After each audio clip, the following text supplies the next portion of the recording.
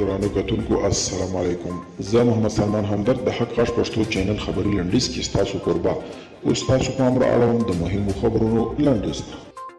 امریکا پر ایران د لوړې کچې بندیزونه اعلان کړ په داسې حال کې چې د ټرمپ مشري امریکایي اداره یو نوي ولسمشر ته د انتقال په حال کې د تازه دغه هیواد د خزانې وزارت پر ایران د تازه سترو بندیزونو اعلان وکړ او څو ایراني افراد او ګڼ شرکتونو یې خپل تور لیست ته داخل کړ. امریکا اعلان کړی چې حمید رضا اعظمیان د فولادو شرکت مشر او محمد رضا مدرس خیابانی یې د ایران د کشتي چلوونکو ادارې سره د ارتباط په تور تحریم کړ. پاکستانی رسنۍ وایي د پاکستان پوځ مشر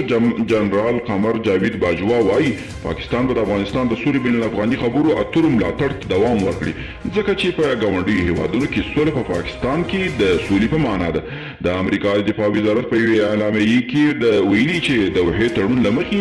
په افغانستان کې د خپلو ځواکونو شمیر 2500 ته راکښته کړی دی. یاد وزارت دغه راز ویلي چې امریکا له بل هر وخت په افغانستان کې د خپلو جګړې پای ته رسېدو ته نږدې شوې ده او پاتې 2500 تنه ځواکونه به یې له ناټو سره په ګډو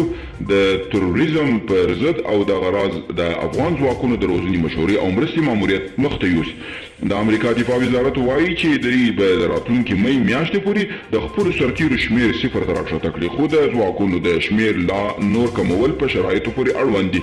او د امریکا د اف بی آی فدرالي استخباراتي ادارې پخوانی مشر